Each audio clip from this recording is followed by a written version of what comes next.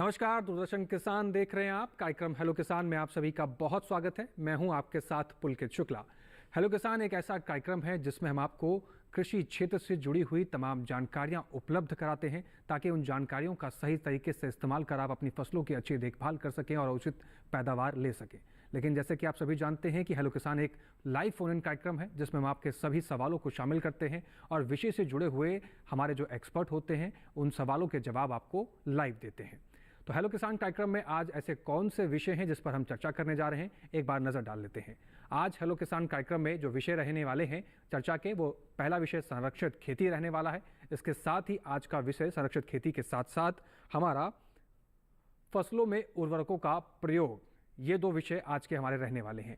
इन दो विषय से जुड़े हुए आपके कोई भी सवाल हैं तो आप हमें टेलीफोन के जरिए अपना सवाल पहुंचा सकते हैं। नंबर नोट कर सकते हैं 1800-113060, 1800-113061। लेकिन फ़ोन करते समय ये चीज़ का विशेष रूप से ध्यान रखें कि आपके टेलीविज़न की आवाज़ कम हो और आपके फ़ोन में पर्याप्त नेटवर्क हो ताकि एक बेहतर संवाद स्थापित हो सके और आपके सवाल का बेहतर जवाब आपको मिल सके। इसके साथ ही आप हमें व्हाट्सएप के जरिए भी अपना सवाल पहुंचा सकते हैं। आप हमारा व्हाट्सएप नंबर नोट कर लें 8800520717। व्हाट्सएप करते हुए जगह का नाम और अपना नाम लिखना ना भूलें। ईमेल के जरिए भी आप अपना सवाल हम तक पहुंचा सकते हैं। आप हमारी ईमेल आईडी नोट कर सकते हैं जिसमें hellokisan2015@gmail.com। तो इन तीन माध्यम के जरिए आप अपना सवाल हम तक पहुंचा सकते हैं। और इन दोनों विषयों से जुड़े हुए जो आज हमारे खास एक्सपर्ट हमारे स्टूडियो में मौजूद हैं, मैं एक बार उनका भी तारुफ आपसे करा देता हूं। आज हमारे साथ सबसे पहले मौजूद हैं डॉक्टर अवनी कुमार सिंह। सर, बहुत स्वागत है आपका। आप प्रधान वैज्ञानिक हैं संरक्षित कृषि प्रौद्योगिकी केंद्र IRI पूसा, नई दिल्ली से। इसके साथ ही हमारे साथ आज डॉक्टर रजनीश पांडे जी मौजूद हैं स्टूडियो में। सर, आपका भी बहुत स्वागत है। आप मुख्य प्रबंधक इफ्को, नई दिल्ली से हैं। तो चर्चा की आज शुरुआत करते हैं। सबसे पहले डॉक्टर अवनी कुमार सिंह जी का मैं रुख करूंगा। सर, आपसे जानना चाहते हैं कि संरक्षित खेती आज के समय में कितनी महत्व रखती है और ये क्या है? धन्यवाद शुक्ला जी। सबसे पहले मैं अपने दर्शकों को प्रणाम करता हूं, किसान भाइयों को प्रणाम करता हूं जो इस कार्यक्रम को देख रहे हैं। ये जो प्रश्न है इस समय सबसे बहुत उचित प्रश्न है। और जैसा कि प्राकृतिक प्रकोप के साथ साथ कीड़ों मकोड़ों का प्रकोप, पशु पक्षियों का प्रकोप बढ़ता जा रहा है, और जैसा कि सबको पता है कि जो धीरे धीरे जो हमारी जो है खेती की जोत घटती जा रही है और किसान जो है व्यावसायिक खेती की तरफ रुचियाँ बढ़ा रहे हैं।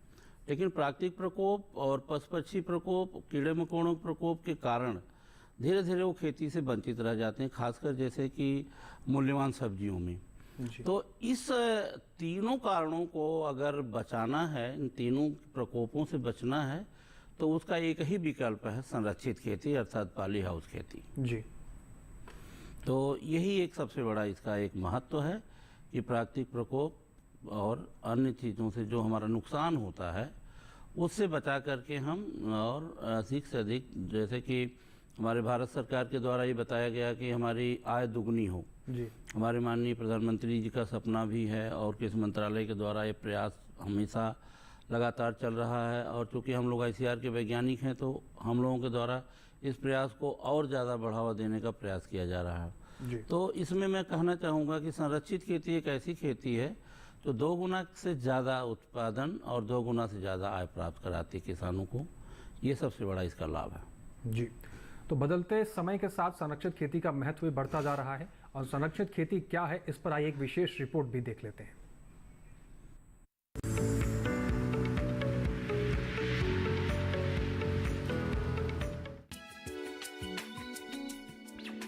संरक्षित खेती एक ऐसी तकनीक है जिसमें नियंत्रित वातावरण के अंतर्गत फसलों की खेती की जाती है। इन संरक्षित संरचनाओं में कीट अवरोधी नेट हाउस, ग्रीन हाउस, नई तकनीकों से लैस poly house, plastic low tunnel, plastic high tunnel, plastic mulching और ड्रिप सिंचाई तकनीक आदि शामिल है। इन तकनीकों के तहत सब्जी और अन्य फसलों की साल भर खेती की जा सकती है। पॉली हाउस की बात करें तो इसका इस्तेमाल नर्सरी तैयार करने के लिए भी किया जाता है। साथ ही पॉली हाउस में किसान बेमौसमी सब्जियां लगाकर ज्यादा फायदा भी ले सकते हैं। संरक्षित खेती का मुख्य उद्देश्य फसलों को जैविक या अजैविक कारकों से बचाकर उगाना होता है। इसमें फसल को किसी एक कारक या कई कारकों से बचाकर उगाया जा सकता है। खुले में खेती करने के कुछ जैविक और अजैविक खतरे होते हैं जो फसल की उत्पादकता और गुणवत्ता को प्रभावित करते हैं, जिसके समाधान के लिए किसानों को तरह तरह के कीटनाशकों का इस्तेमाल करना पड़ता है। इसी तरह अजैविक खतरों में जलवायु परिवर्तन के कारण बढ़ते तापमान, बहुत ज्यादा गर्मी, बरसात का ना होना या बहुत ज्यादा बरसात होना शामिल है, जो हमारी फसलों को प्रभावित करते हैं। इन सब परिस्थितियों में संरक्षित खेती काफी मददगार और कारगर साबित होती है।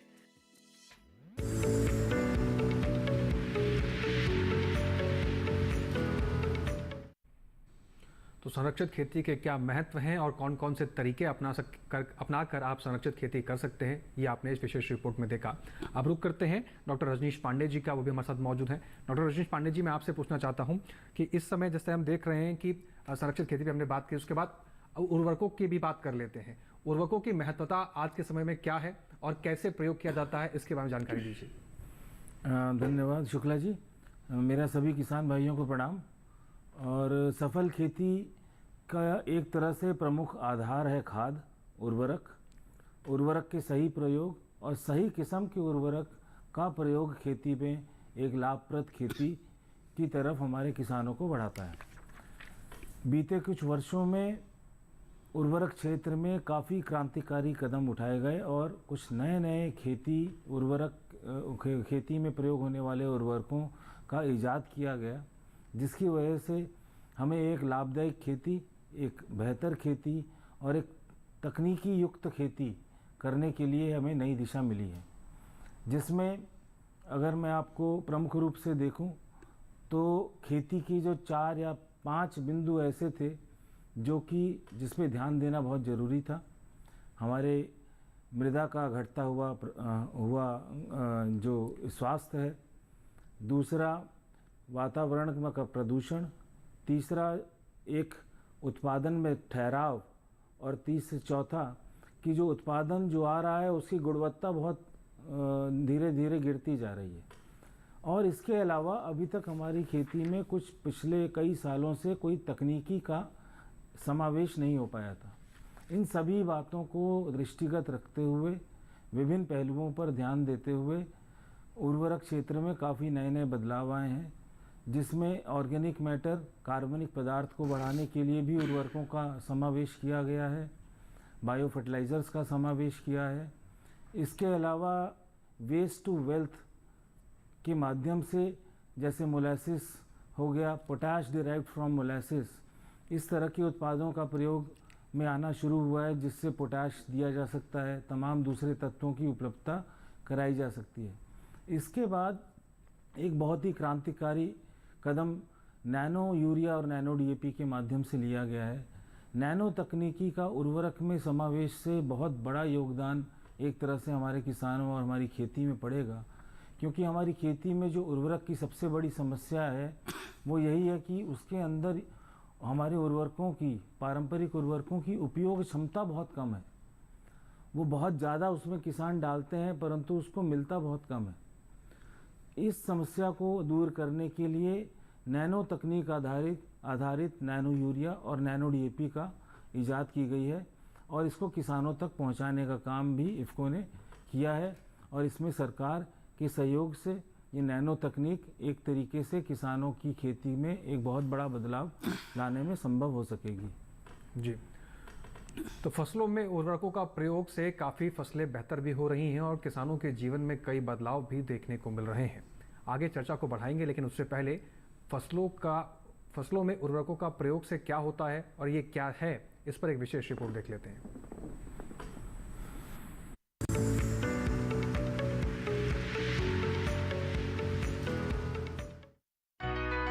खेती किसानी में उर्वरकों का काफी महत्वपूर्ण योगदान होता है। जिस तरह अलग अलग मिट्टी में अलग अलग तरह की फसल की खेती की जाती है, उसी तरह अलग अलग फसल या सब्जी के लिए अलग अलग तरह की खाद इस्तेमाल की जाती है। इसलिए फसलों में उर्वरक का उपयोग करने से पहले ये जान लें कि आपके खेत की मिट्टी का गुण क्या है। उर्वरक की मात्रा मिट्टी के पोषक तत्वों पर आधारित होती है। अगर आपकी मिट्टी में पहले से ही पोषक तत्व मौजूद हैं, तो आपको दूसरे लोगों की तुलना में कम उर्वरक का उपयोग करना होगा। पौधों के संपूर्ण विकास के लिए 18 पोषक तत्वों की जरूरत होती है। पौधों के लिए जरूरी मुख्य पोषक तत्वों में नाइट्रोजन, फास्फोरस और पोटाश का उपयोग ज्यादा मात्रा में और अन्य तत्वों का उपयोग थोड़ी मात्रा में किया जाता है। उर्वरकों के संतुलित उपयोग से फसल के तीनों पोषक तत्व सही अनुपात में मिल जाते हैं। कुल मिलाकर खेती के समय मिट्टी या फसलों में जो भी कमियां होती हैं, खाद या उर्वरक तुरंत उनकी पूर्ति कर देते हैं। इससे न सिर्फ फसलों की पैदावार अच्छी होती है, बल्कि उन्हें सुरक्षा भी मिलती है। संतुलित उर्वरक प्रबंधन पौधों में रोग प्रतिरोधक क्षमता को विकसित करता है। उर्वरकों के उपयोग से पौधों की जड़ों को विकास में मदद मिलती है, साथ ही फूल और फलों की संख्या में भी बढ़ोतरी होती है।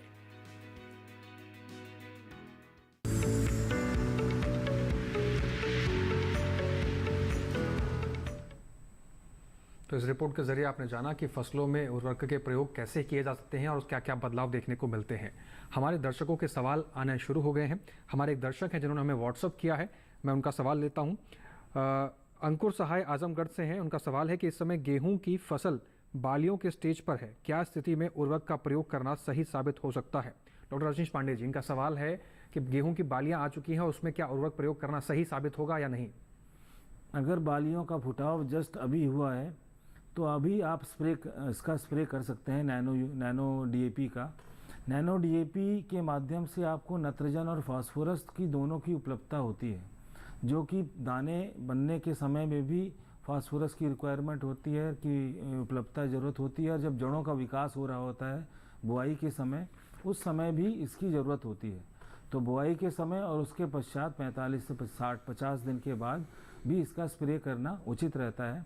तो अभी आप नैनो डीएपी का एक स्प्रे और इसके साथ में सागरिका तरल आधा लीटर का स्प्रे इसमें करवा सकते हैं। सागरिका तरल से आपको तमाम तरह के सूक्ष्म तत्वों की उपलब्धता होगी, साथ में पौधे में विटामिन मिलेगा और इसके ग्रोथ हार्मोन भी मिलेंगे, जो कि पौधे की बढ़वार के लिए और दानों के अच्छे विकास के लिए ज़रूरी है। जी, तो अंकुर सहाय जी, अगर आप हमें देख रहे हैं तो इन सभी सुझावों पर आप अमल करें, आपकी फसल और भी लहलहाती हुई आपको दिखाई देगी और आप फायदे में रहते हुए नजर आएंगे।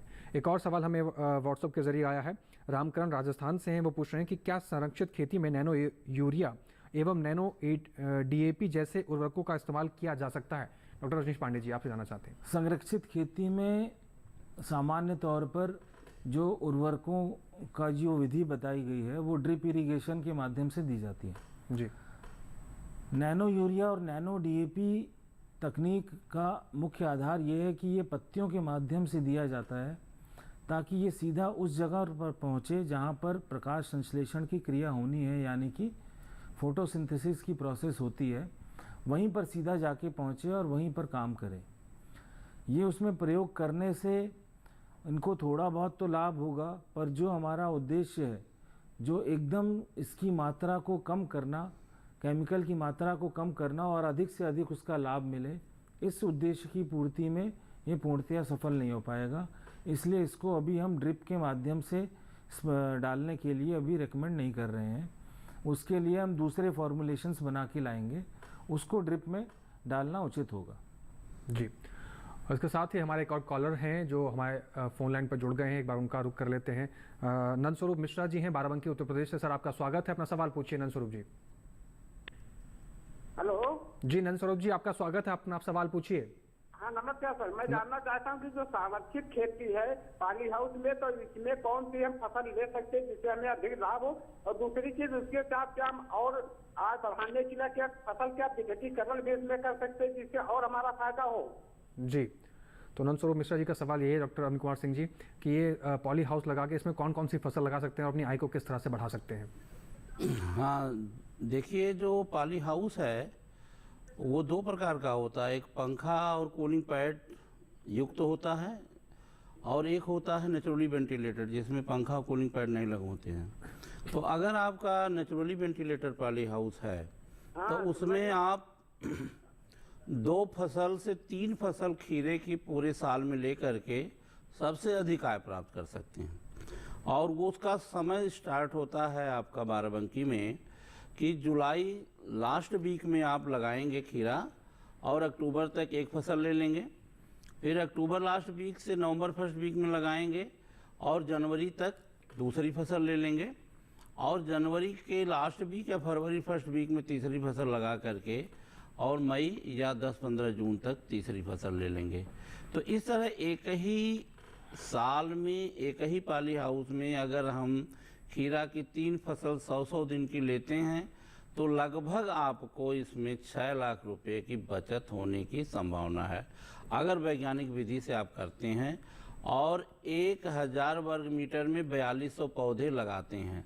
अर्थात 1 एकड़ में अगर हम देखें तो 12,000 से 13,000 पौधे अगर आप मेंटेन करते हैं हर फसल में तो ये लगभग आपको जो है आपका 1 एकड़ में आपका जो उत्पादन होगा वो करीब 1500 से 1600 कुंटल के करीब होगा और 10 रुपये किलो के हिसाब से अगर आप बेच लेते हैं तो करीब सारा खर्चा काट करके और उसमें पॉली हाउस की जो बनवाई कास्ट वो भी काट करके प्रतिवर्ष जो आती है वो सब काट करके करीब 6 से 7 लाख रुपए की बचत 1 एकड़ से प्रतिवर्ष कर सकते हैं। दूसरा अगर आप चाहें तो पहले साल अगर खीरा ले ले, दूसरे साल आप शिमला मिर्च, रंगीन शिमला मिर्च ले सकते हैं आपकी अगर इच्छा है तो इससे भी आप करीब जो है 1 एकड़ से 4 लाख रुपए की बचत कर सकते हैं।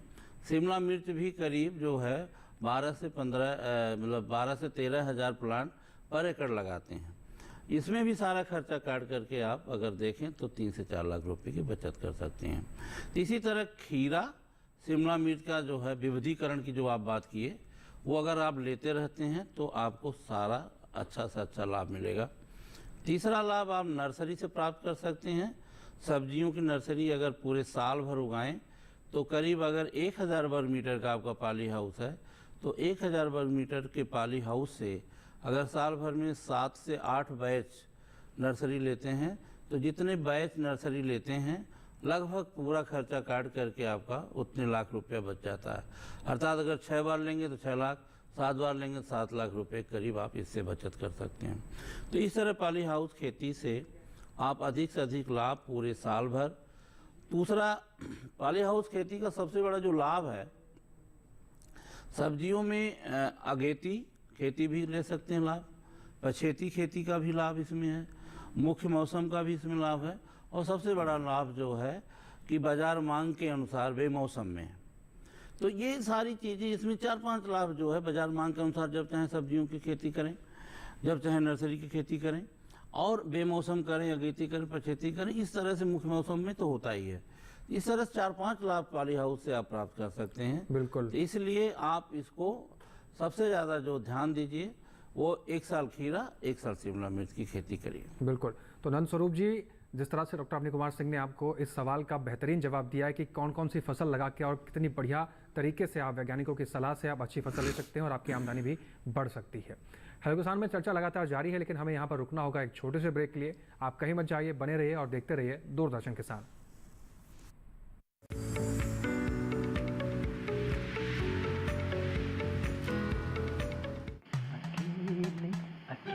अरे वाह भैया, अकेले अकेले। अरे तू भी ले, पर खाएगा कैसे?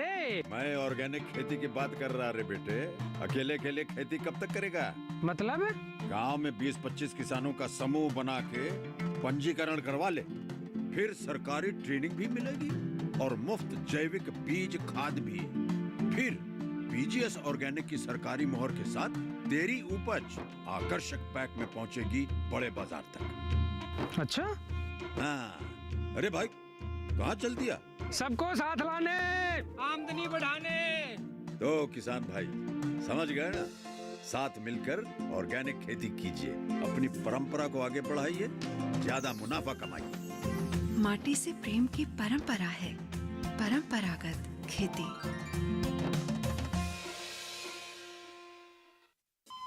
अरे सुन तो, मुझे क्या सुनाना चाहते हो? जो सुनाओ मेरी सौतन को। किसको? अरे वही तुम्हारा मोबाइल फोन जिससे सुबह शाम दिन रात चिपके रहते थे और कहते थे किसान कॉल सेंटर से बातें हो रही हैं। अच्छा ये बात है। हाँ क्यों, क्या हुआ? अब बात नहीं होती क्या? अब तो झट से बात हो जाती है। ऐसा क्या? हाँ, अब तो ज्यादा लाइनें और खास तकनीक के कारण खेती के माहिरों से तुरंत बात हो जाती है। और अगर कभी लाइन व्यस्त हो तो अपनी समस्या फोन पर रिकॉर्ड करा दो, वहाँ से फोन आ जाता है और समस्या की हल का मैसेज भी आ जाता है। ये देखो आ गया। अरे वाह, इसका मतलब इंतजार की घड़ी अब खत्म। हाँ। तभी मैं सोचूं कि आजकल मुझ पर इतना प्यार क्यों आ रहा है। कृषि संबंधी समस्याओं का अपनी भाषा में तुरंत हल पाने के लिए पूरे भारत में किसी भी फोन से हेल्पलाइन नंबर पर संपर्क करें। किसानों का दोस्त किसान कॉल सेंटर।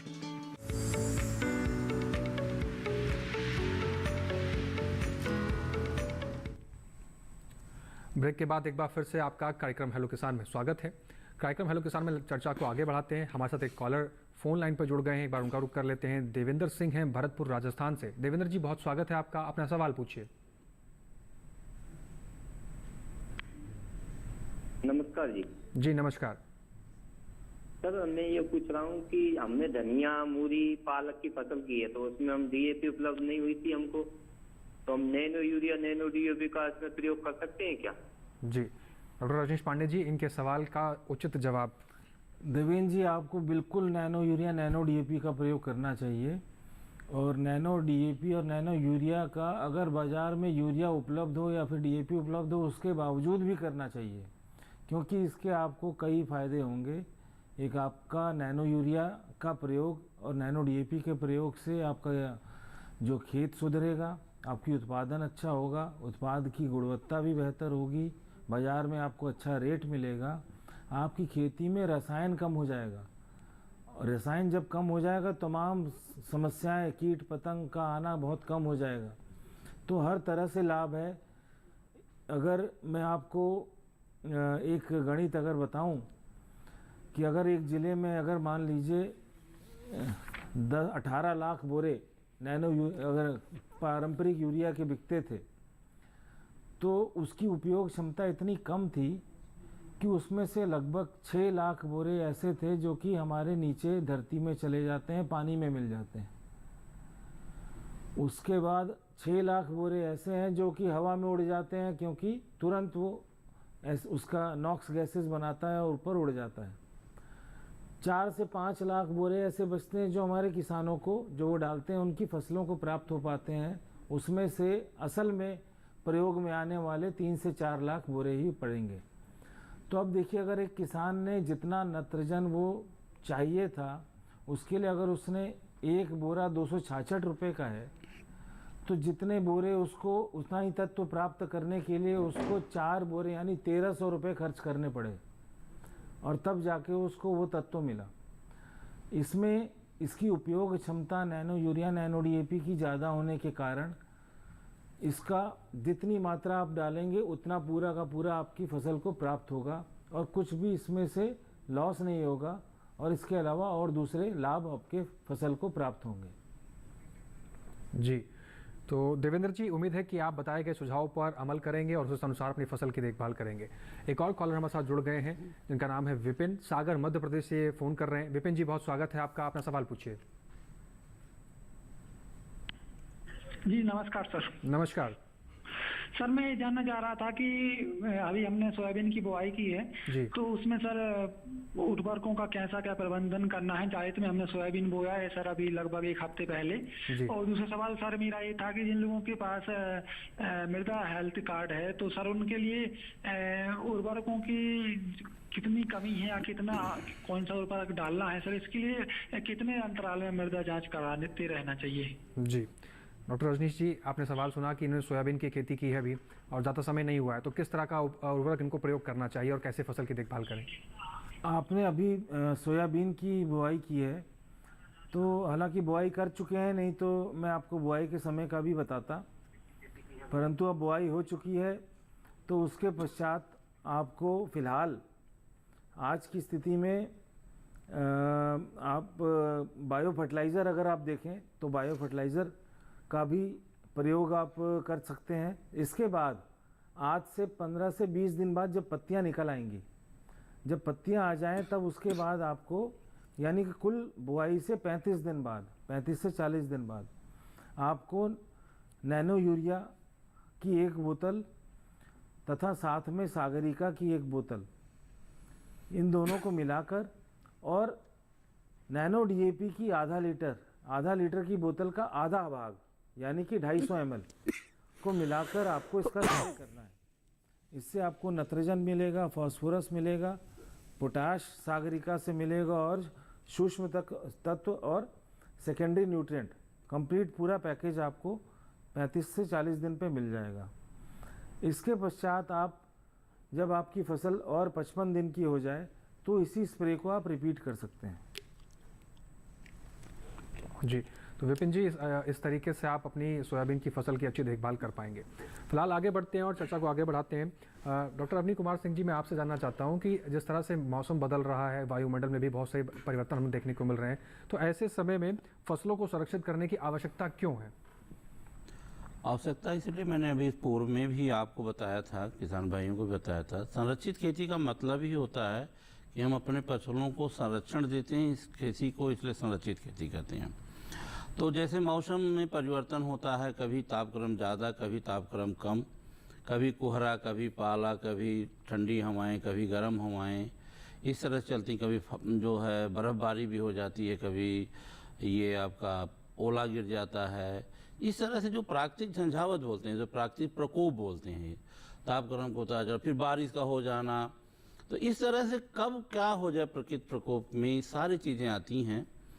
तो इनसे सुरक्षित करके ही हम अधिक लाभ प्राप्त कर सकते हैं, क्योंकि फसलों का जो एक उचित वातावरण होता है, उनका एक रिक्वायरमेंट होती है, तो वो अगर रिक्वायरमेंट हम पूरा करते हैं तो वो हमारी फसलें हमें भी अच्छी तरह से लाभ देती हैं उत्पादन करके।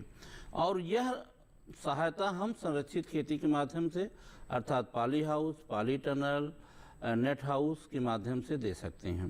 तो इसलिए बदलते मौसम के लिए ही संरक्षित खेती को आगे बढ़ाने का प्रयास भारत सरकार द्वारा, कृषि मंत्रालय द्वारा किया जा रहा है, और इसीलिए इस पे जो सब्सिडी प्लान भी 50% से ज़्यादा दी जा रही है।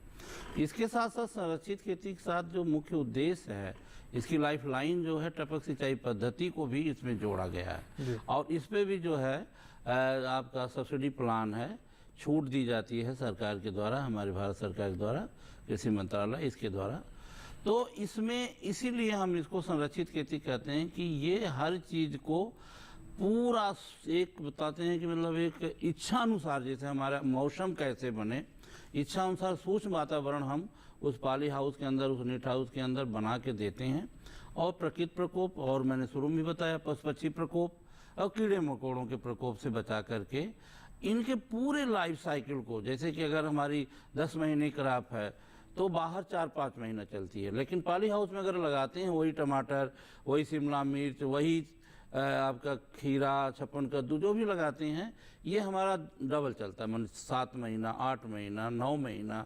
जैसे टमाटर है, चेरी टमाटर 10 महीना चलती हैं, जबकि बाहर 4 महीने से 5 महीने चलती हैं। तो ये सारे जो लाभ हैं, और मैंने इसके पहले भी बताया था कि काफ़ी लाभ इसमें जो है बेमौसम में उत्पादन करके जो लिया जाता है, तो वो सारी चीज़ों को मौसम से बचाने के लिए ही किया जाता है। और इसमें मुख्यतः सब्जियों में हमारी रंगीन शिमला मिर्च, चेरी टमाटर, बड़ा टमाटर, और आपका पार्थिनोकार्पिक खीरा, यानी जिसको पॉली हाउस खीरा बोलते हैं, रंगीन जुकनी है, उसके बाद आजकल वर्टिकल फार्मिंग में लेट्यूस है, पाक चोय है, चाइनीज कैबेज है, इन चीज़ों को भी उगाया जा रहा है सॉइललेस में। और जैविक खेती को भी बढ़ावा प्रोटेक्टेड कल्टीवेशन यानी संरक्षित खेती के माध्यम से दिया जा सकता है, क्योंकि कीड़ों मकोड़ों और रोगों का प्रकोप बाहर की अपेक्षा बहुत कम होता है। तो इसलिए जैविक खेती हमेशा और ये संरक्षित खेती हमेशा जो है एक दूसरे के पूरक अब बनती जा रही हैं। और जैसा कि भारत सरकार द्वारा ये प्रयास किया जाता है कि रसायन मुक्त खेती, तो रसायन मुक्त खेती करने का एक सबसे बड़ा जो पड़ाव है वो भी पॉली हाउस खेती जी। तो ये सब चीज़ें जो हैं मौसम के बदलते हुए परिवेश में संरक्षित खेती को आगे बढ़ाकर किसान अधिक आय और स्वरोजगार की जो बात करें, अगर रोजगार लेना है खेती से, एमएससी पीएचडी करके बच्चे बाहर आ रहे हैं, तो इससे जो है एम्प्लॉयमेंट जनरेट भी कर डॉक्टर सकते अमित हैं। कुमार सिंह जी, यहाँ पर संरक्षित खेती के कई फायदे भी देखने को मिल रहे हैं और जैसे आपने बताया कि स्वरोजगार और इसके साथ ही आय में भी बढ़ोतरी देखने को मिल रही है। फिलहाल हमारे साथ एक कॉलर जुड़ गए हैं, रोहित राठौड़, जामनगर गुजरात से। रोहित जी, बहुत स्वागत है आपका, अपना सवाल पूछिए। रोहित जी, अगर आप तक आवाज पहुंच रही है तो अपना सवाल पूछिए। हेलो जी रोहित जी, अपना सवाल पूछिए। हाँ सर जी, वो नैनो यूरिया और नैनो गोल्डन यूरिया आता है, उसमें क्या तफावत आता है? जी डॉक्टर रजनीश जी, आपने इनका सवाल सुना। नैनो यूरिया और नैनो गोल्डन यूरिया, जी अपना सवाल दोहराइए एक बार रोहित जी। नैनो यूरिया और नैनो गोल्डन यूरिया में क्या तफावत होता है सर जी? अच्छा, नमस्कार रोहित भाई। नैनो यूरिया एक नैनो तकनीक आधारित यूरिया बनाया गया है भारत इफ्को द्वारा। इसके अंदर नैनो तकनीक का प्रयोग किया गया है ताकि तत्वों की उपयोगिता 90% तक बढ़ जाए। यानी इससे क्या लाभ होगा, इससे कम मात्रा में केमिकल को प्रयोग करके अधिक से अधिक लाभ किसान को प्राप्त होगा। इसके बनाने की विधि भी आसान इस तरीके से है कि इसमें लागत किसान को एक तरह से कोई बहुत कम होगी। मात्र 225 रुपये प्रति बोतल में ये आता है और 225 रुपये में ये एक बैग का काम करेगा।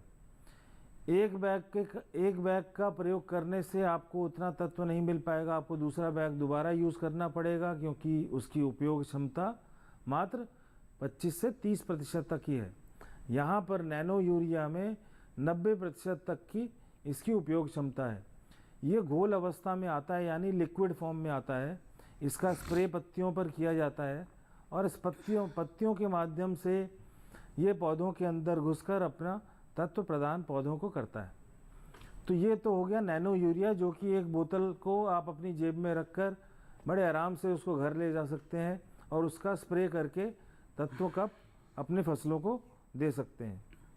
Nano golden urea, I think मुझे लग रहा है आप गोल्ड यूरिया की बात कर रहे हैं। ये गोल्ड यूरिया बैग में बनाए जाने का प्रावधान है, जो कि 45 किलो की बोरे में ही आएगा, 40 किलो के बोरे में। इसके अंदर 35% नाइट्रोजन होगा और 10 से 12% इसमें सल्फर होगा। परंतु ये अभी बन नहीं रहा है, अभी बनाना इसका शुरू होना है, परंतु ये पारंपरिक उर्वरकों के अंतर्गत ही आता है। इसके साथ इसमें नाइट्रोजन के साथ में सल्फर की उपलब्धता भी कराई जाती है, परंतु इसमें इसकी उपयोग क्षमता पुनः कम रहती है। इसलिए नैनो यूरिया का प्रयोग करना एक ज़्यादा बेहतर तरीका है। इसमें भारत सरकार के ऊपर भी कोई इसकी अनुदान राशि नहीं पड़ती। यानी जो हम विदेशों से जो यूरिया मंगाते हैं उसका एक बोरा 2300 रुपये का आता है, उसमें 266 रुपये आपको देना होता है और बाकी 2000 रुपया किसानों को सरकार देती है। तो नैनो यूरिया के प्रयोग में मात्र 225 रुपये में आप जो खरीदेंगे, इसमें सरकार को जो 2000 रुपये देना पड़ता है वो नहीं देना पड़ेगा, पहली बात। दूसरी बात, इसको स्प्रे करना होगा। तीसरी बात, इससे कम रसायन आपके फसलों में जाएगा, आपके फसलों का उत्पादन भी बढ़ेगा, उसकी गुणवत्ता भी बेहतर होगी और उससे लाभ आपको ज़्यादा मिलेगा। ज़्यादा दरों पर खेत पे इसमें अब उसका जो खाद्यान्न है वो बिकेगा और आपकी ज़मीन की जो उर्वरा शक्ति है वो बढ़ेगी। वो इसलिए बढ़ेगी कि केमिकल का जब प्रयोग आप कम कर देंगे तो कार्बनिक पदार्थ के उपयोग होने से जैविक जितने भी जीवाणु हैं वह पुनः आपके खेत में आने लग जाएंगे और जितने जीवाणु आएंगे उतनी बेहतर आपकी फसल भी होगी और उतनी बढ़िया उनकी उपज भी होगी। बिल्कुल, यहाँ पर तो इन सभी सवालों के जवाब लगातार हम अपने विशेषज्ञों से ले रहे हैं। चर्चा को आगे भी बढ़ाएंगे, लेकिन हमें यहाँ पर रुकना होगा एक छोटे से ब्रेक लिए। आप तब तक बने रहिए और देखते रहिए दूरदर्शन किसान।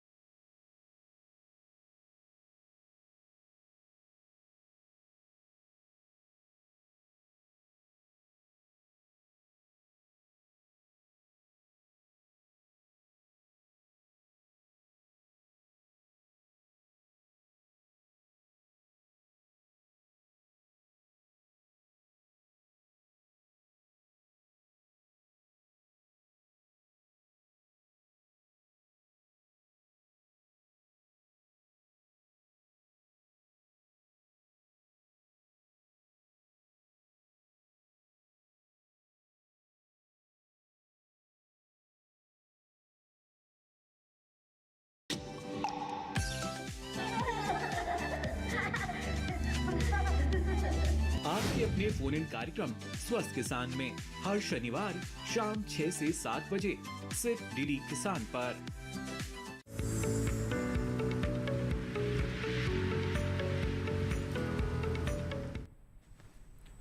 ब्रेक के बाद एक बार फिर से स्वागत है कार्यक्रम हेलो किसान में। लगातार चर्चा जारी है। मैं एक बार फिर से डॉक्टर रजनीश पांडे जी का रुख करना चाहूँगा। डॉक्टर रजनीश पांडे जी, सवाल ये है कि अभी आपने देखा कि कई दर्शकों के सवाल आ रहे हैं कि वो उर्वरक प्रयोग करना चाहते हैं अपनी फसल में, तो इस चीज़ की कैसे पहचान की जाए कि कौन से समय में उर्वरक प्रयोग करना है और कौन सी फसल में करना है? हाँ, इसका एक आपको मैं बड़ा अच्छा एक तरीका बता देता हूँ। कम रसायन वाली खेती करना सदैव उचित रहता है और उससे ही बेहतर उत्पादन मिलता है। ये चीज़ हमने कई किसानों के खेत पर काम कर और उनके जो फीडबैक हैं, जो हमारे पास आए, उसके हिसाब से हम आपको बता रहे हैं। जब खेत तैयार कर रहे हो तो खेत तैयार करने से पहले जितना भी खरपतवार है उसको एक जगह इकट्ठा कर लें। उसको इकट्ठा कर उसके बाद बायो डिकम्पोज़र एक आता है, इफ़को द्वारा भी दिया जाता है, 21 रुपये का होता है, मात्र 21 रुपये 21। उसकी 20 ग्राम का होता है। उसमें इसको निकालें और उसको 200 लीटर पानी में उसको घोल दें और उसके अंदर 4 किलो गुड़ मिला दें और उसको बारी बारी घुमाते रहें 2-4 दिन पे। 15 दिन बाद जितना भी आपने खरपतवार इकट्ठा किया है उसके ऊपर डाल दें। इसके बाद आप NPK कंसोर्टिया, हम 200 रुपये की एक बोतल आती है इफ़को की, इसका आधा लीटर NPK कंसोर्टिया इस पूरे जो इतना भी आपने मिश्रण तैयार किया है उसके ऊपर डाल दीजिए। फिर खेत तैयार करते वक्त इस पूरे के पूरे मिश्रण को आप अपने खेत में फैला दो। इससे क्या होगा, अब हमारी ज़मीन में एक तो ऑर्गेनिक पदार्थ कम हो गया है और जीवाणु कम हो गए हैं। तो हमने यहाँ पर एक ऑर्गेनिक पदार्थ हम जब फैला देंगे और इसके साथ में NPK कंसोर्टिया के माध्यम से हमने जीवाणु भी दे दिए। अब ये जीवाणु मल्टीप्लाई होना शुरू होंगे और इतने ज़्यादा मल्टीप्लाई हो जाएंगे कि एक तरह की पूरी नाइट्रोजन, फास्फोरस, पोटैश की फैक्ट्री हमारे खेत में ही तैयार हो जाएगी जी। वो अपना काम करना शुरू करेगी और जितना भी नाइट्रोजन को फिक्स करना है उसका काम करेगी जी।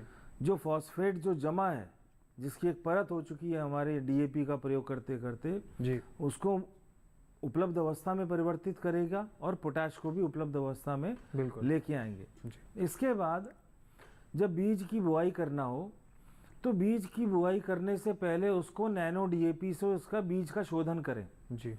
बीज के शोधन के लिए 5 ml नैनो DAP प्रति लीटर पानी के हिसाब से बीज की मात्रा के अनुसार उसको कम या ज़्यादा करें और उसमें उसके ऊपर छिड़क दें जी। छिड़कने के बाद उसको आधे घंटे तक अच्छे तरह से उसको मिला लीजिए और उसको आधे घंटे तक सूखने के लिए रख दो जी। और उसके बाद आधा लीटर जो NPK कंसोर्टिया बचा है उससे उसका बीज शोधन कर दो। इस शोधित बीज को बुआई आप कर दीजिए। साथ में सागरी का 10 किलो प्रति एकड़ के हिसाब से आप उसके मिला के उसकी बुआई कर दीजिए जी। डॉक्टर रजनीश जी, मैं आपको 2 मिनट के लिए रोकना चाहूँगा, आप अपनी बात पूरी कीजिएगा। फिलहाल एक कॉलर है, मैं उनका सवाल ले लेता हूँ पहले। नईमुद्दीन झांसी उत्तर प्रदेश से हैं। नईमुद्दीन, अपना सवाल पूछिए। मेरा निवेदन ये है सर जी, खरीफ में बोई हुई मूंग और उड़द यदि खराब हो जाए दैवीय आपदा से और मैं मिट्टी में मिला देता हूँ, मिट्टी में मिला के सड़ा देता हूँ, तो मेरा अगली फसल के लिए कितना प्रतिशत उर्वरकों की मेरी बचत हो सकती है सर? धन्यवाद। आपकी उर्वरकों की बहुत फसल की बहुत इसमें जो, क्योंकि आपने दलहनी जितनी भी इन फसलों को आपने मिला दिया तो एक तो आपको ऑर्गेनिक पदार्थ भी मिल गया, साथ में नाइट्रोजन भी मिला, तो उसके कारण आपको यूरिया की बिल्कुल ज़रूरत नहीं पड़ेगी। आप नैनो यूरिया से ही अपना स्प्रे करके काम कराएंगे, क्योंकि अगली फसल आप जो लाएंगे शायद आपके क्षेत्र में आलू या फिर कोई दूसरी फसल होती हो तो उसका आप बुआई करेंगे और नैनो DAP का प्रयोग करेंगे। फास्फोरस के लिए नैनो DAP का प्रयोग करेंगे तो आपको फसल में जो जिस हिसाब से आप यूरिया DAP का प्रयोग करते थे उसको एकदम नगण्य कर दें और उसकी जगह पर नैनो यूरिया नैनो DAP से आपकी खेती अच्छे से हो जाएगी। और साथ में सागरिका का स्प्रे आप करा दीजिए जी। तो ये नईमुद्दीन जी, उम्मीद करते हैं कि आप इस तरीके से जो सर ने आपको बताया उसका ज़रूर इस्तेमाल करेंगे और उस अनुसार अपनी फसल की देखभाल भी करेंगे। आप अपनी बात पूरी कीजिए। डॉक्टर रजनीश जी, आप बता रहे थे। मैं बता रहा था कि मैंने आपको बताया था कि बीज शोधन हो गया। अब बीज शोधन करने के बाद आपने सागरिका ग्रैन्यूल से बीज शोधन करा दिया, बुआई आपने बीज शोधन आपने नैनो डीएपी और इसके पश्चात एनपीके कंसोर्टिया के साथ कराया। इसके बाद आपने बुआई सागरिका 10 किलो प्रति एकड़ के हिसाब से ग्रैन्यूल का प्रयोग किया। इसके बाद आप स्प्रे पे सारा का सारा तत्व प्रबंधन स्प्रे के माध्यम से करिए जी, क्योंकि स्प्रे के माध्यम से किया हुआ तत्व प्रबंधन सबसे सटीक होता है और कम मात्रा में केमिकल का समावेश हमारी खेती में होता है और हमारी ज़मीन बिल्कुल भी नुकसानदेह, किसी प्रकार का नुकसान इसमें नहीं आता जी। इसके बाद 35वें दिन पे आप नैनो यूरिया और आधा बची हुई जितनी बोतल जो थी आपकी नैनो डीएपी की वो, और साथ में सागरिका, इसका प्रयोग कराइए। पुष्पावस्था से पहले बोरॉन 20% आता है, उसका स्प्रे कराइए। और इसके बाद मोनो अमोनियम फॉस्फेट यानी MKP का एक स्प्रे आप करा सकते हैं, जिसमें पोटाश और फॉस्फोरस की ज़्यादा मात्रा की आवश्यकता है, अन्यथा इनकी ज़रूरत नहीं पड़ेगी जी। और नैनो यूरिया, नैनो डीएपी और सागरिका को स्प्रे को आप 55वें दिन से 60 दिन के बीच में पुनः रिपीट करा दीजिए जी। जितनी फसल में तत्व की मांग है, जिस हिसाब से, अब आप इसको नापेंगे कैसे कि कितना स्प्रे हम कराएं, तो जिस फसल में जितने तत्व की मांग रहती है, जिस हिसाब से आप बोरे डालते थे, उस तरीके से आप बोतलों को उसमें रिप्लेस कर दीजिए जी। आप किसी फसल में, अब आपको गन्ने की फसल में ज़्यादा दिनों तक तत्व प्रबंधन करना पड़ता था, आपको नत्रजन यूरिया उसमें ज़्यादा डालना पड़ता था, तो उसमें सब बोरों को आप जितना भी ऊपर से खाद डालते थे जी, उस सभी खाद को आप ऊपर से बंद करें और उसको स्प्रे के माध्यम से नैनो यूरिया, नैनो डीएपी, अभी भविष्य में हम नैनो एनपीके भी लेके आएंगे बिल्कुल। तो नैनो एनपीके उसमें आपको नत्रजन, फास्फोरस, पोटाश तीनों एक साथ मिलेगा। हम ज़्यादा अच्छी और एनरिच्ड हम नैनो यूरिया भी लेके आ रहे हैं, साथ में नैनो जिंक, नैनो बोरॉन और भी जितनी तरह के तत्व हमारी फसलों को चाहिए, तो कुल 17 तत्वों की आवश्यकता होती है और एक 18वां तत्व वो है जिसको बेनिफिशियल एलिमेंट बोलते हैं जी। इस तरह के जितने भी तत्व हैं, इन सभी को हम एक तरीके से नैनो फॉर्म में लेके आएंगे। नैनो फॉर्म में लाने से क्या होता है, बहुत कम मात्रा में उसमें केमिकल का प्रयोग करना पड़ता है। बिल्कुल डॉक्टर रजनीश जी, इन सभी तरीकों से हम सही समय पहचान सकते हैं कि कब आपको इस्तेमाल करना है उर्वरक। फिलहाल एक कॉलर हमारे साथ महाराष्ट्र से जुड़ गए हैं। दिनकर, आपका बहुत स्वागत है, आपने सवाल पूछिए। क्या आप तक आवाज पहुंच रही है हमारी? हाँ जी जी, अपना सवाल पूछिए। आप बोलिए जी, अपना सवाल पूछिए दिनकर जी। हाँ सर जी, क्या मैं टमाटर की बुआई कर सकता है इस समय? जी, डॉक्टर अग्नि कुमार सिंह जी आपसे सवाल पूछ रहे हैं कि यह टमाटर की बुआई कर सकते हैं पॉली हाउस में? हाँ जी, टमाटर की बुआई कर सकता मैं इस मौसम में? जी जी जी जी दिनकर जी, इस मौसम में टमाटर की बुआई आराम से आप कर सकते हैं बाहर में। बस लगाते समय ध्यान नहीं देना है कि चूँकि अगला सीजन जो आने वाला है, कहीं न कहीं आपका बारिश का सीजन आएगा, तो रेज बेड पे लगाएं। रेज बेड और मल्चिंग का कॉम्बिनेशन बनाएं और टपक सिंचाई पद्धति के कॉम्बिनेशन को लगाएं। तो पहले रेज बेड बना लें, ड्रिप लाइन बिछा लें, सिंगल लाइन लगाएं, यानी एकल रो, एकल कतार, और कतार से कतार की जो दूरी होगी वो आपका 1 मीटर से 1.5 मीटर होगी। और स्टेकिंग सिस्टम अगर करते हैं, थोड़ा सा वर्टिकल फार्मिंग जिसको हम बोल रहे हैं आज के डेट में, उस तरह से करें तो आराम से ये जो पछेती टमाटर आपका मई जून से आने लगेगा। और मई जून में जो टमाटर के भाव हैं वो जो है सामान्यतः 50 रुपये से 100 रुपये किलो के बीच में जाते हैं जी। ये सबसे बड़ा खेती का तरीका होता है बाहर जी। लेकिन आप इसको तरीके से करें, वैज्ञानिक विधियों को अपनाएं, जैसा कि मैंने बताया जी। आराम से लगा के खेती कर सकते हैं जी। तो दिनकर जी, जिस तरह से आपको डॉक्टर अग्नि कुमार सिंह ने आपको तरीका बताया, उस तरीके से आप टमाटर की खेती कर सकते हैं। और इस तरह से अगर आप टमाटर की खेती करेंगे तो आप अच्छी पैदावार लेंगे और साथ ही साथ आप मुनाफा भी कमा सकते हैं। फिलहाल यहाँ पर हमें रुकना होगा एक छोटे से ब्रेक के लिए। ब्रेक के उस पार चर्चा लगातार जारी रहेगी, तब तक आप बने रहिए और देखते रहिए दूरदर्शन किसान।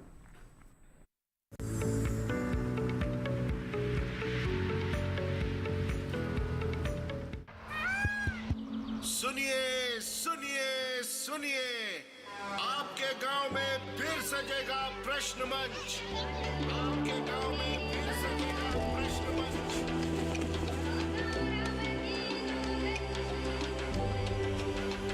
मिट्टी, मौसम, बीज, फसल, किसान को मिलेगी यहाँ हर सरकारी स्कीम की जानकारी। जो करके आएगा पूरी तैयारी, प्रश्न का उत्तर देकर बनेगा इनामधारी। मंच है तैयार, प्रश्न है तैयार, और आप? मैं भी हूँ तैयार। मैं हूँ तैयार। हाँ, मैं भी हूँ तैयार। मैं भी तैयार हूँ। किसान प्रश्न मंच में आपका स्वागत। किसान प्रश्न मंच सीजन 2 हर रविवार रात 8:30 बजे डीडी किसान पर।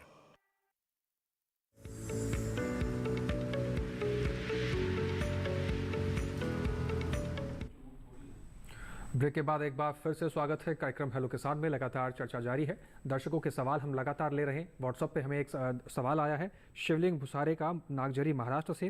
वो पूछ रहे हैं पॉली हाउस कहाँ से खरीदी करें। डॉक्टर अवनी कुमार सिंह जी ये पूछना चाह रहे हैं कि पॉली हाउस कहाँ से खरीदें। पॉली हाउस खरीदा नहीं जाता है, पॉली हाउस बनवाया जाता है। और आप जिस जनपद के हैं उस जनपद के जिला उद्यान अधिकारी या जिला कृषि अधिकारी या जिला कृषि मुख्य अधिकारी से संपर्क करें। और अगर आपका जनपद जो है, आपके जो ये राजधानी है, जो आपकी कैपिटल होती है, उसमें डायरेक्टर हार्टिकल्चर बैठते हैं, वहाँ से भी संपर्क करें। नेशनल हार्टिकल्चर बोर्ड से संपर्क करें। तो ये सारी संस्थाएं जो है आपको पॉली हाउस बनाने के लिए सब्सिडी के द्वारा प्लान देती है। और आपका पॉली हाउस 1 एकड़ का बनेगा, जिसमें केंद्र सरकार द्वारा 50% की सरकारी छूट रहेगी और राज्य सरकार द्वारा 15 से 20% तक, लगभग 70% छूट आपको मिल जाएगी। तो अगर हम उदाहरण दें तो 100 रुपया अगर लगता है तो 30 रुपया आपका लगेगा लगभग, और 70 रुपया सरकार आपके ऊपर लगाएगी। तो पॉली हाउस इस तरह से आप खरीद सकते हैं संपर्क करके, और इन योजनाओं में आपको लाभ मिलेगा और 1 एकड़ का बनेगा। और इससे आप जो है अधिक से अधिक लाभ प्राप्त कर सकते हैं। सब्जियों की खेती करके, फूलों की खेती कर सकते हैं, नर्सरी की खेती कर सकते हैं, या फलों की पौध उत्पादन करके। तो इस तरह से आप जा कर के आप अपने जिला उद्यान अधिकारी से संपर्क करें और सारी विधाओं को जानें, जानकारियों को जानें, और आपको सब बता देंगे। फॉर्म भर देंगे आप, और आपका 6 महीने के अंदर पॉली हाउस आपके घर पे बनके तैयार हो जाएगा। जी, तो शिवशंकर जी आप इस तरीके से पॉली हाउस अपने नज़दीकी जो सर ने आपको बताया वहाँ जाके संपर्क कर सकते हैं और इस तरीके से आपको सुविधा प्राप्त होगी। डॉक्टर रजनीश पांडे जी मैं आपका रुख करता हूँ। जिस तरह से आपने बताया कि तमाम तरह के उर्वरक हैं जो फसलों में उपयोग किए जाएंगे, तमाम तरह की चीज़ें आपने बहुत विस्तार रूप से बताई हैं। सबसे महत्वपूर्ण इसमें एक विषय मैं जोड़ना चाहता हूँ, ये है कि किसान इन सभी चीज़ों का इस्तेमाल करते समय अपने आप को कैसे बचा के रखें, उन उर्वरकों से कैसे सावधान रहना चाहिए, क्या प्रक्रिया इसके लिए अपनानी चाहिए। इसमें शुक्ला साहब मैं ये बताना चाहूँगा कि ये इसकी खासियत यही है कि इसके अंदर इतने कम मात्रा में केमिकल है मौजूद हैं कि वो किसी भी तरह से हमारे मनुष्य को या फिर किसी जीव जंतु को या ज़मीन में रहने वाले जीवाणु हैं उनको या फिर मधुमक्खी से लेके किसी को भी किसी तरह का कोई नुकसान इसमें नहीं होता है। नैनो तकनीक आधारित नैनो यूरिया, नैनो डीएपी और इन बाकी जितने मैंने उत्पाद बताए वो पूर्णतया जैविक हैं, जैसे कि बायोडिकम्पोज़र और बायो फर्टिलाइज़र, सागरिका, ये पूर्णतया एक तरह से वो हैं हमारे जैविक खेती के अंतर्गत ही आते हैं, इसके अंदर जीवाणु हैं। और इसके बाद जो नैनो तकनीक वाले उत्पाद हैं उसके अंदर इतना कम केमिकल प्रयोग किया गया है कि पूर्णतया वो हमें हर तरीके से सुरक्षित है, किसी को भी कोई समस्या नहीं आएगी। और इसके अतिरिक्त अगर जल विलय उर्वरकों का प्रयोग करते हैं तो जल विलय उर्वरक में भी इस तरह की कोई समस्या नहीं है कि किसी तरह का आपको वो हो। हालांकि उसमें थोड़ा ज़्यादा तत्व वो रहेगा, केमिकल रहेगा, परंतु जितने भी नैनो तकनीक वाले हमारे उर्वरक हैं उसमें किसी तरह की कोई समस्या नहीं है। जी, फिलहाल हमारे साथ एक और कॉलर जुड़ गए हैं, उनका रुख कर लेते हैं। मनोज पाटीदार खरगोन मध्य प्रदेश से हैं। मनोज जी आपका स्वागत है, अपना सवाल पूछिए। मनोज जी, अगर आप तक आवाज पहुंच रही है तो अपना सवाल पूछिए। सर पाली हाउस 1 एकड़ का कितने का पड़ता है? जी, डॉक्टर अवनी कुमार सिंह जी, आप ये पूछना चाह रहे हैं कि पॉली हाउस 1 एकड़ पे कितना पड़ता है? पॉली हाउस जो 1 एकड़ पे जो बनेगा आपका लगभग 40 से 45 लाख का खर्च आएगा। उसमें ड्रिप इरिगेशन सिस्टम होगा और इस पे आपको 70% के लगभग छूट होगी। 50% केंद्र सरकार और 20% के लगभग राज्य सरकार देती है। कभी कभी किसी राज्य में छूट का प्रतिशत और भी होता है। तो आप ये मान के चलिए कि जो हमारा गवर्नमेंट का रेट है उस हिसाब से अगर हम बनवाते हैं, थोड़ी महंगाई ज़रूर आ गई है, अभी पुराना रेट है, रिवाइज नहीं हुआ है, तो लगभग आप मान के चलिए कि अगर बनता है तो 40 से 45 लाख रुपए के बीच में आपका बनेगा। इसमें से 30% के लगभग आपको कृषक अंशदान देना होगा और 70% आपकी सरकार देगी। ये है जी। तो मनोज जी, आपको बताया सर ने विस्तार तरीके से, और आप यहाँ पर 70% की सब्सिडी भी सरकार द्वारा प्राप्त कर सकते हैं और पॉली हाउस को स्थापित कर सकते हैं। सर, मैं आपसे ये भी जानना चाहता हूँ डॉक्टर कुमार सिंह जी कि इसमें कितने प्रकार की संरचनाएं हैं अगर देखा जाए संरक्षित खेती में? तो संरक्षित खेती के अंतर्गत काफ़ी संरचनाएं हैं और देखा जाए कि कौन संरचनाएं कहाँ कैसे कैसे लागू होती हैं, तो मुख्यतः जो हम सामान्यतः जो हमारे भारत में प्रयोग होती हैं वो है naturally ventilated poly house, insect proof net house, shade net house. उसके बाद आपका हाई टनल है, लो टनल है, प्लास्टिक मल्च हैं।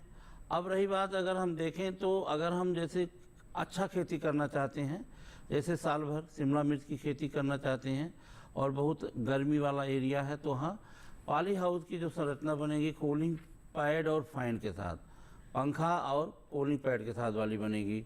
अब रही बात हम पर्वतीय क्षेत्रों में जाएं तो पर्वतीय क्षेत्रों में एक जो है फलों को बचाने के लिए एंटी हेल नेट का प्रयोग करते हैं।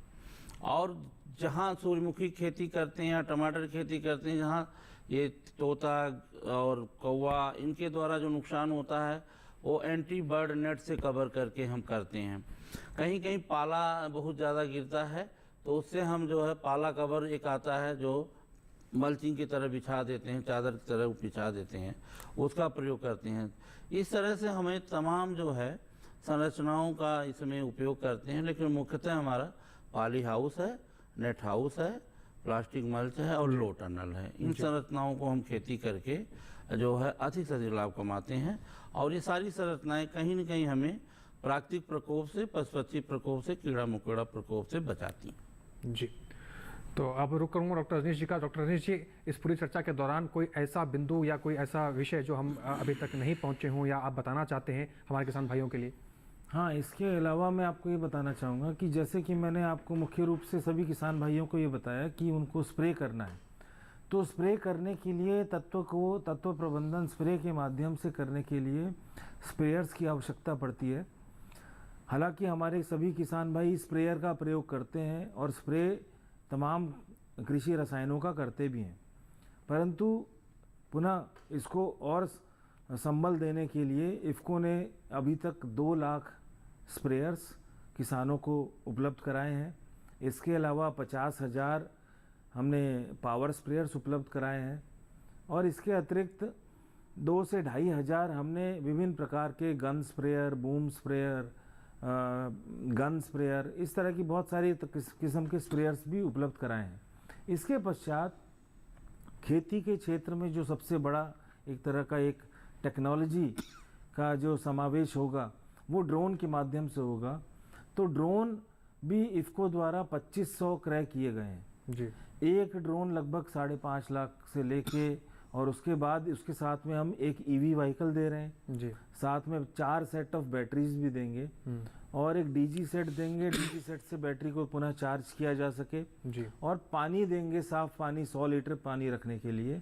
और उसमें जगह रहेगी ईवी व्हीकल में जहाँ पर वो nano urea, nano DAP, Sagarika, तमाम हमारे water soluble fertilisers, speciality fertilisers, magnesium, इन सबको रख सकता है। तो ड्रोन से क्या होगा, ड्रोन का जो स्प्रे है मात्र उसमें 10 लीटर में ही आधा लीटर नैनो का स्प्रे हो जाएगा और वो पूरा एकड़ वो कवर कर सकता है। जी डॉक्टर रजनीश जी, समय की कमी की वजह से अभी यहाँ पर हम आगे चर्चा को नहीं बढ़ा सकते। आप दोनों मेहमानों ने जो खास समय और कीमती महत्वपूर्ण जानकारी हमारे दर्शकों, हमारे किसान भाइयों के लिए साझा की, उसके लिए आप दोनों का बहुत शुक्रिया। स्टूडियो में आने के लिए आप दोनों का बहुत शुक्रिया। धन्यवाद।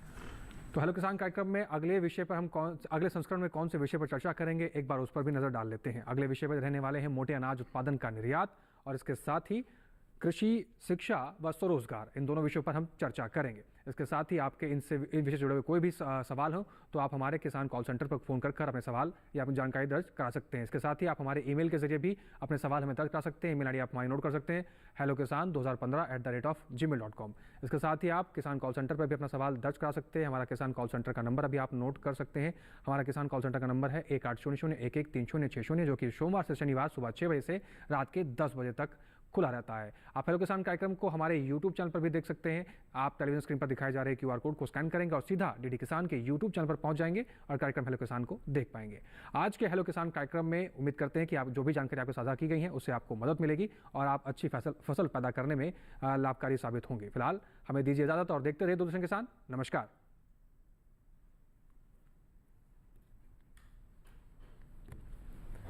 ठीक है।